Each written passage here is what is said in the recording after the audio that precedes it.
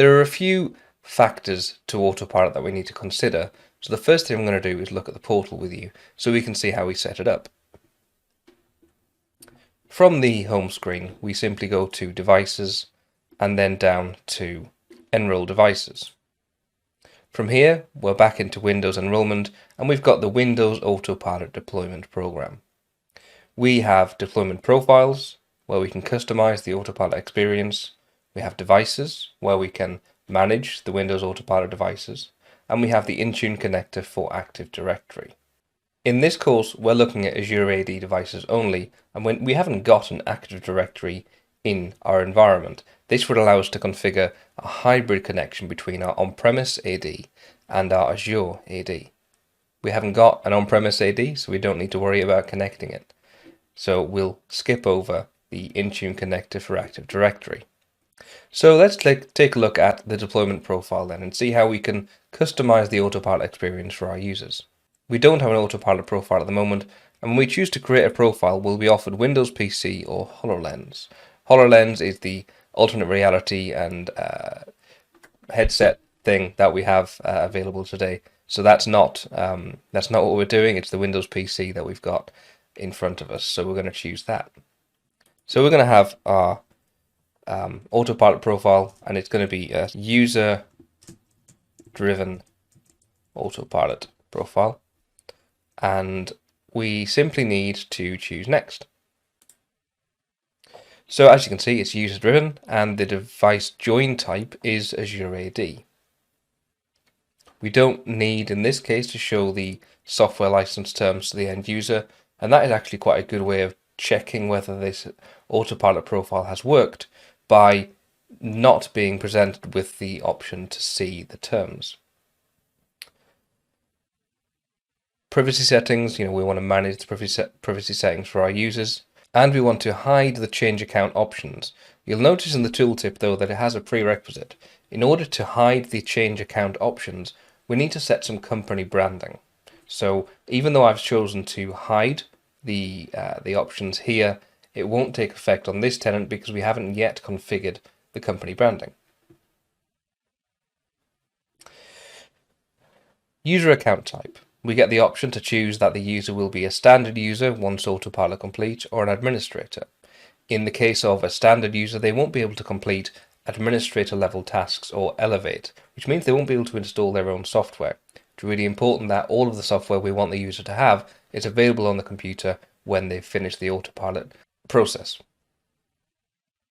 Allow white glove out-of-box experience. So it's possible to use a feature called white glove pre-provisioning to pre-provision a device before it gets to the end user and deploy all of the device-based configuration and applications. This saves time when the user comes to open their laptop, and then they don't need to download all of these big applications before they can use the device. It's a very specific use case because you need an engineer to press the Windows key 5 times in order to get through the Autopilot process and get the device pre-provisioned. Also, it has some specific requirements around virtual machines in that it actually doesn't allow you to test this in a virtual machine. It was hard-coded to prevent it. So for this demonstration, we won't be doing that. We'll leave it to no, because if we choose yes, it simply won't allow us to go forward. So language and region, I'm going to go with operating system default. The ISO that I downloaded is the official Microsoft ISO Windows disk image for English United Kingdom. So I'm quite happy with that. I'm going to leave it as operating system default. I don't want to configure any additional keyboards because this is a demonstration and I don't have any additional keyboard requirements. And I'm going to look at applying a device name template. So let's choose yes. And you can see that we've got the option to specify a name which is less than 15 characters. So for example, we might have first coffee dash, and then we can specify a random string here. So rand being the code that is used to generate a random number, and then we've got the number of characters.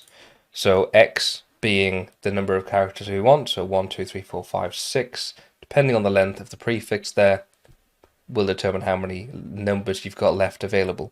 Let's try 3. So we've got first coffee, that's 5, and 6 at 11, 12, and then 3 more is 15. So I assume if we go to 4, that will make it not valid.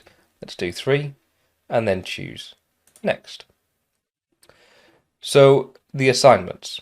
Well, deploying this to all computers won't really help necessarily, because in the use case of Autopilot, the device is being shipped from the manufacturer direct to our end users, or from the manufacturer direct to our site without us having any ability to open it up and to put a new image on it and to put applications and stuff on it and to join it to Intune and to join it to the environment. So we're not going to be able to just deploy this to all devices.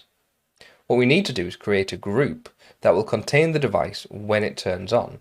So I'll talk about that shortly. For now, we'll skip through this and not deploy this profile just yet.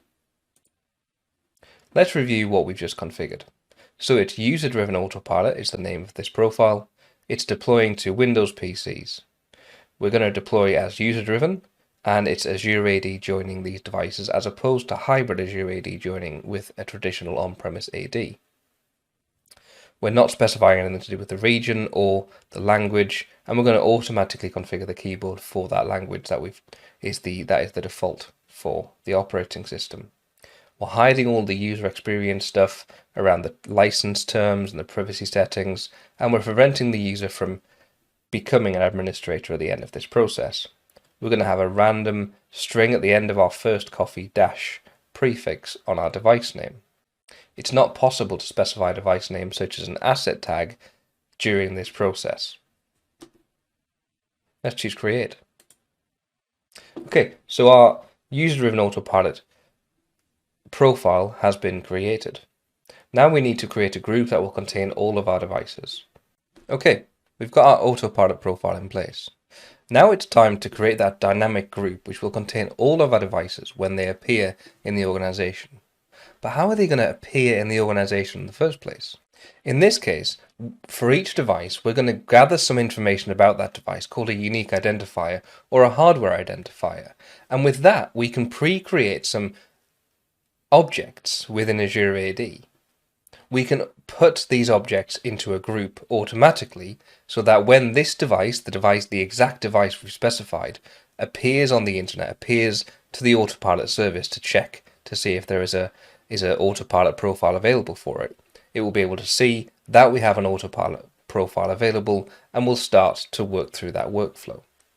All of this is based on the hardware identifier that we can gather or upload in a different way. We'll go through gathering and uploading that later in the course, but for now we need to create that group which will be used to gather all those devices together. Let's jump in. I left you on this screen with the autopilot deployment profiles. So from here we're going to go to groups.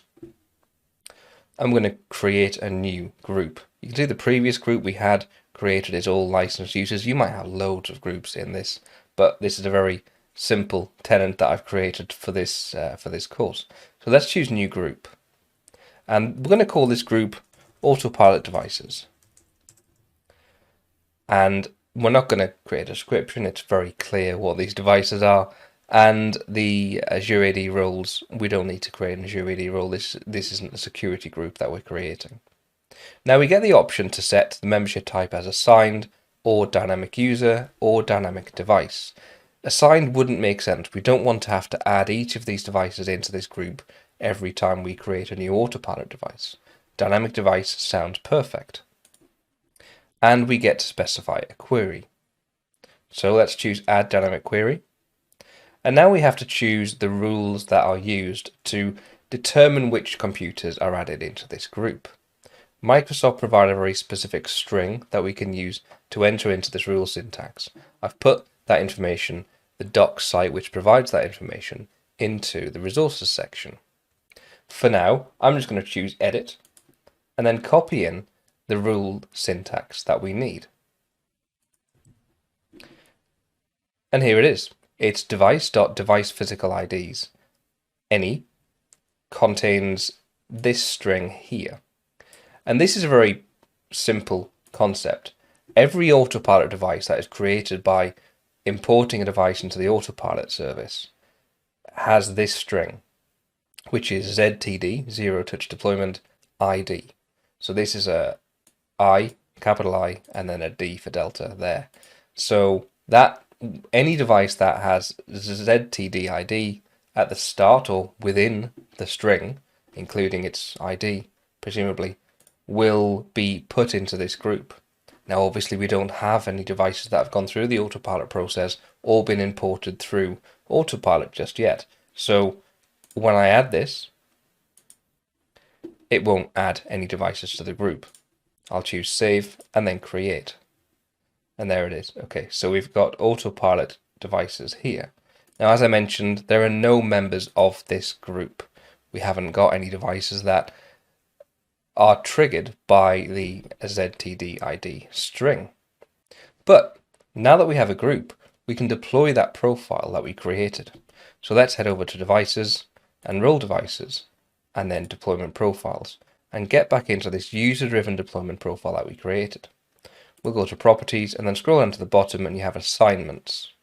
Simply a case of choosing Edit and then choosing the group that you want to deploy it to. In my case, Autopilot Devices is the one I want to go for, so we'll choose that and then Select, and then Review and Save.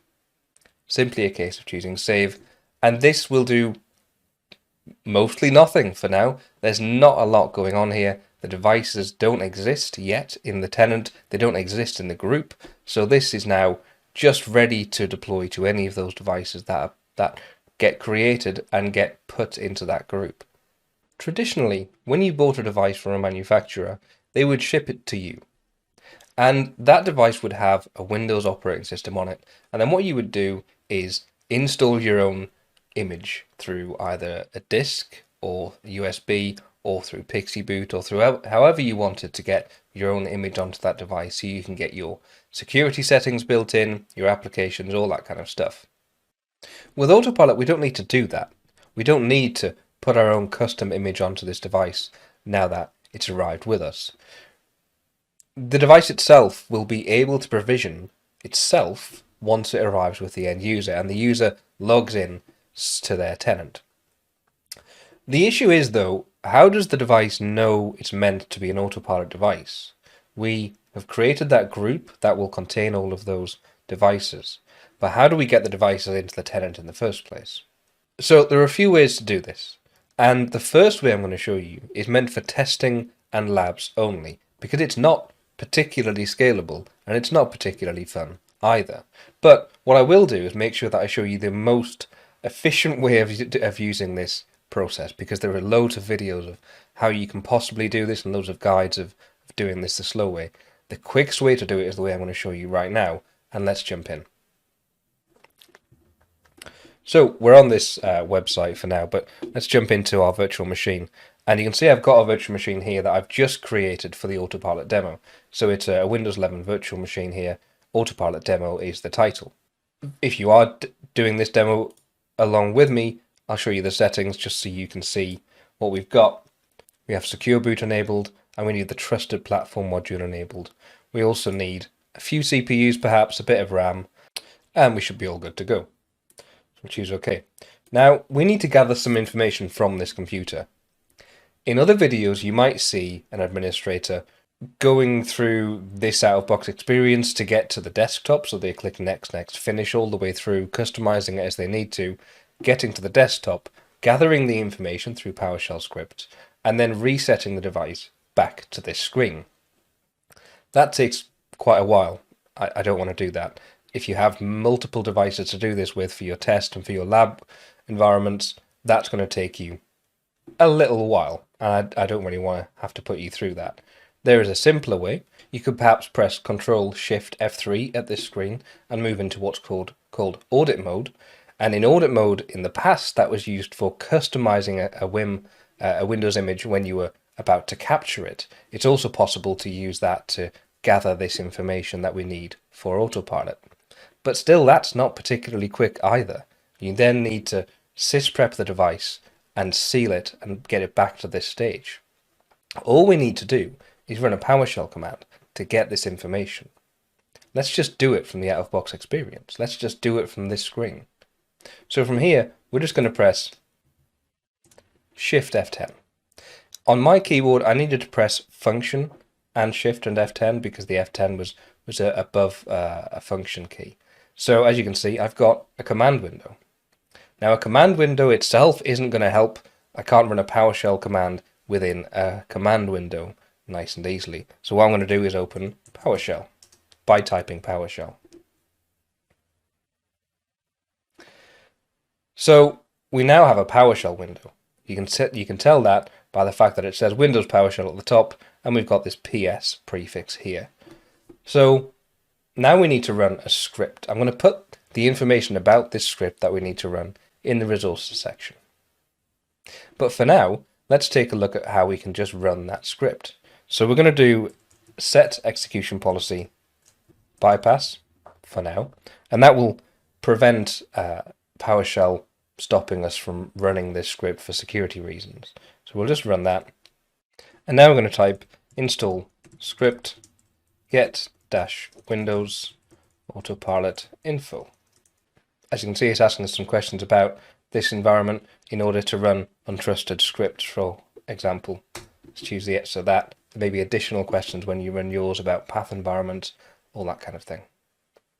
As you can see, it's installed the script. That return to the fashion cursor means everything's good to go. Now it's just a case of running get-windows autopilot info. Now there are many ways you can use this script. By default, what we can do is do something called an output file and then pop the CSV, which it will generate, onto the disk. So if I do output file C and then autopilot info .csv, it will generate a CSV containing all of our device information. So if I show you what that looks like, looks a little bit like this. Opening that up, you can see we've got a device serial number column, a Windows product ID column, and a hardware hash column. The serial number is nice and small. The Windows product ID doesn't exist, it's a blank column, and the hardware hash is this ridiculously long string here. This is a hash which contains a load of information about the unique hardware that we've got here, and it's merged in with the date and time. But then once we've got that CSV, we then need to upload it into Intune. And we can do that nice and easily. If you were able to grab this CSV file from the computer somehow, in a virtual machine, that's a bit tricky. With a physical device, you could perhaps plug a USB stick in and then copy it over. You could run a command to copy it over, or you could do something nice and clever, such as opening Notepad and using the open dialog to copy the autopilot file, which would be just here. You could copy that there onto your USB stick if you needed to. That's a good trick, but I don't recommend you do that at all. But even if you had to, for some reason, if you couldn't use the next thing that I'm going to show you, then you might need to do that. So let's assume you've got that on your USB stick. Simply a case of going over to our devices section, enroll devices, and you can see we've got this import button here. Choose that, and we are asked to input the CSV that we have. Now, as I said, I don't want to do that because that has 3 or 4 more steps that I want to do for this device. Let's jump back to the device and I'll show you what I mean. From here, there's an option to run this command with a different string at the end, which is, just find the command, rather than output file, I want it to do online. Now, for this to work, we obviously need to have the device online. It needs to be connected to the internet. It's also going to install some custom modules onto this device. As you can see now, it's installing module Windows Autopilot Intune and the Graph API, Azure AD, all the stuff that it needs to do this really clever thing that it's about to do. And the really clever thing that it's about to do is it's going to ask us to log in to our Intune tenant directly from this screen here. And from here, it will upload that device directly to the Intune portal for us, so we don't need to worry about copying and pasting that file. Let's just log in as my global admin.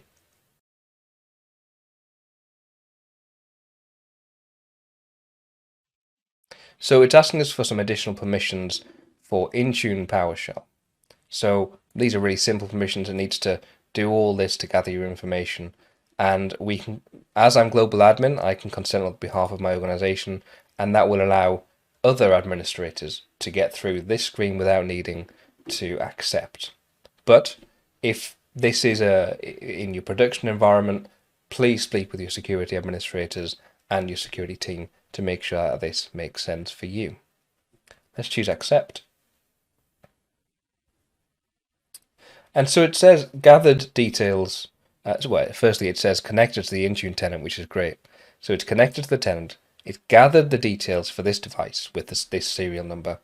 You can see that it says waiting. And so it does take a little while for the device to appear in our autopilot list. And what this does is regularly checks back with that service to see if the device is there yet. Good to just wait a few seconds while this handles it. And there we go. So it says waiting for 0 of 1 to be imported finally, and then 1 device imported successfully. Elapsed time to import 156 seconds. That's quicker than it would have taken me to copy that CSV to the tenant myself, so I'm pleased with that. Okay, let's quickly jump over to the tenant and see if it's there yet. There it is. Fantastic. I'm going to jump back to the virtual machine just to show you how to close this down and get it all ready for the end user.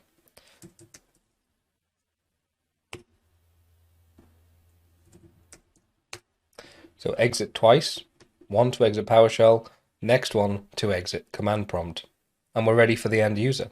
Simply a case of shutting down this computer here in the virtual machine. We've got this shut down button, that'll do. Let's choose that and then shut down. Okay, so the device now theoretically could be put back in the box, ready to ship to the end user. Now this, as I mentioned, is not the ideal way to use Autopilot for scaling up to all of your organization, but it would be fine for a test. Leave the device shut down and let's crack on with the next section. So we've gathered our information. So we have a serial number, a manufacturer, a model, in this case a virtual machine, group tag, and purchase order are fields that you can add when you create this device through the Autopilot script that I showed you earlier on. We didn't add the group tag or purchase order to this device at all. Profile status currently unassigned. We don't need to worry about adding the device to a group ourselves. Creating that group that dynamic group that we created earlier on has meant that all of these devices that we add here will automatically get that deployment assigned. Just takes a little while for that to happen. In the meantime, let's jump in and take a look at what we get with this device. So, might need to move my head out of the way to show you this actually. User is currently unassigned, the same information that we get from here. Device name, we haven't got a device name, it hasn't gone through the profile just yet. Profile status assigned, unassigned. Assigned profile is none. All of this information will update in the near future. And then we have associated Azure ID, and it's just a string here. Underneath, well, just behind my head, move my head out of the way. Just behind my head, we have last contacted, never, and then purchase order, never. Let's put me back. Okay, so that information, as I mentioned, will update very soon. So we'll just leave that there and give it a few minutes to update. So we'll take a quick look at the group that we created. Here we have the Autopilot Devices group. I'll click into that, and then in Members, you can see that we've got one member. This is the device that we created within the Autopilot Devices section by uploading the device hardware ID. Before we test with this method, I want to show you another method that we can use. Firstly, we also need to configure the company branding, so let's jump in and do that. If we go to Azure Active Directory at the top here, we've got this Azure Active Directory Admin Center all ready to go. And then scroll down to Company Branding. So let's just click Configure, and we need to choose a sign-in page background 1920 by 1080, less than 300 KB. Let's grab one. Created one earlier on, so it should just be nice and easy for me to grab this one here. So the this square doesn't accurately represent the image. It definitely is the right size. So then the banner logo as well, let's grab one of those. I made one of those earlier on as well. Okay, so sign in page text, please sign in to first coffee.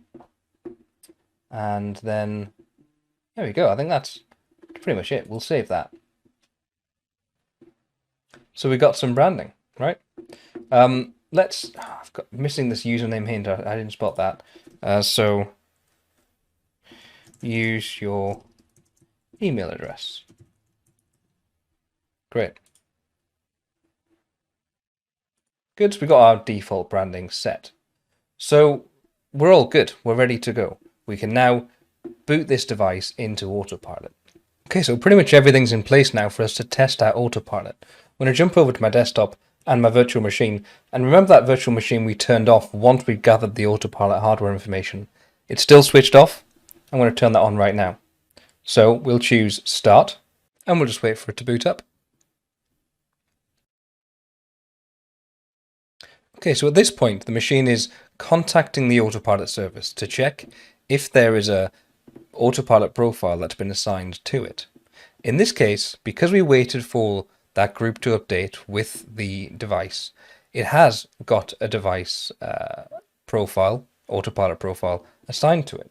And so you can see it's just rebooted. All I've done is turned it on for the second time, and it's decided that it needs an update and has rebooted.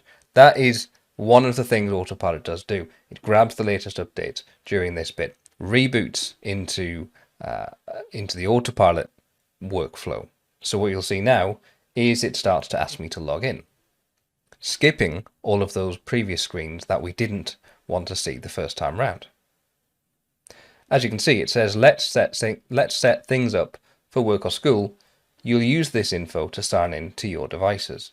And it says, it's got my little logo, little banner logo I created just there, first coffee, what's brewing. And I just need to type in my username, which is Timmy.tester. And it says, please sign into first coffee. I typed that. That's the instructions I gave to the end users. So we'll choose next. And it says, please enter your password, so we can do that.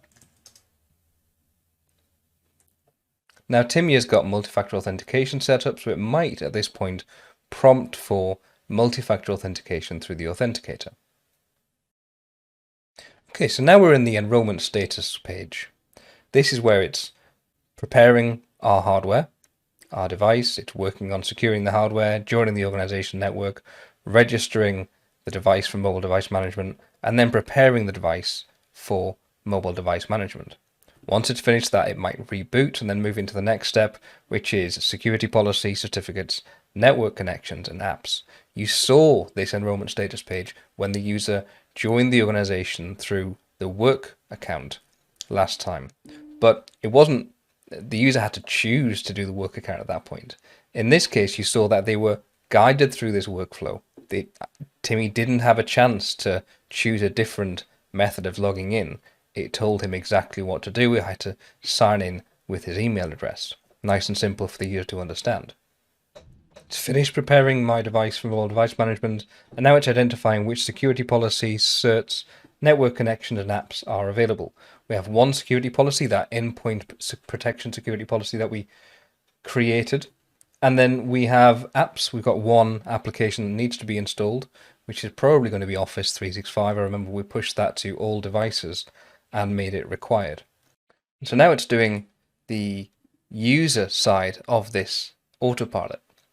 So it's completed all of our application installation, and now it's joining the computer's network from the user perspective, any security policies, certificates, network connections, and apps that are deployed to the user.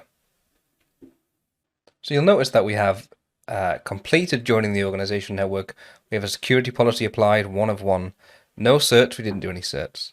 No network connections, we didn't push any Wi-Fi profiles. But we have one application. Now this is not the same application as the one above, because that's already installed. This is most likely to be Office. We deployed that to all devices. This one is probably going to be the company portal, because we deployed that to all users. Let's see when we sign in. Great, so the last application is installed. Let's wait for it to move on to the next step and see what we get. It says use Windows Hello to sign in with your account. You would have seen this when we enrolled the device manually last time.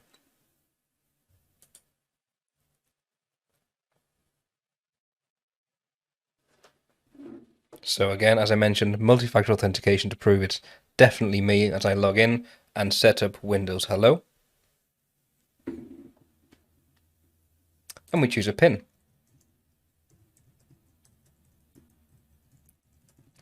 Now, if this was a physical device with a fingerprint reader and a face camera which supports Windows Hello, we would have had different options here. But in this case, we only have, it's a virtual machine, I haven't got this hardware attached, so we only have the option of a PIN.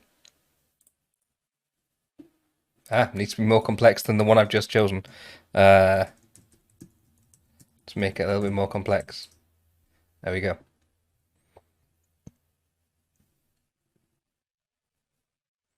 Great, so we can sign in.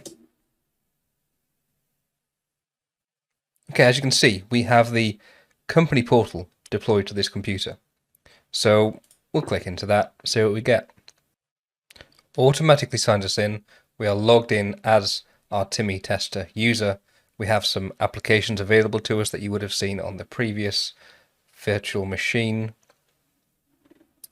And last checked a few minutes ago, we can't access company resources, and it's likely to be because the machine isn't BitLocked yet. I think this machine can't be BitLocked automatically due to the fact that it's a virtual machine and it doesn't support it.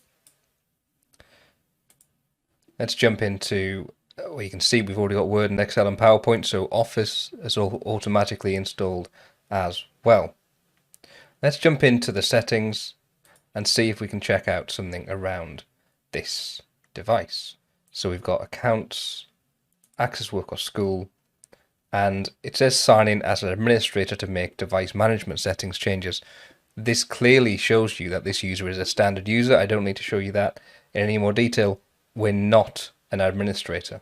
So I'll choose connected by Timmy Tester, connected to First Coffee's Azure AD. I can't disconnect it. I can't change the management on this device. I'm not an administrator for a start, but this is now locked.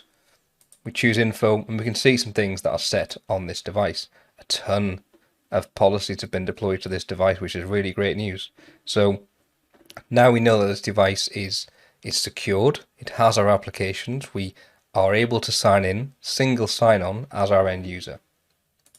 So that's pretty much all we have to do as the end user to get up and running. We simply typed in our username and password, verified who we were, and then chose a new PIN.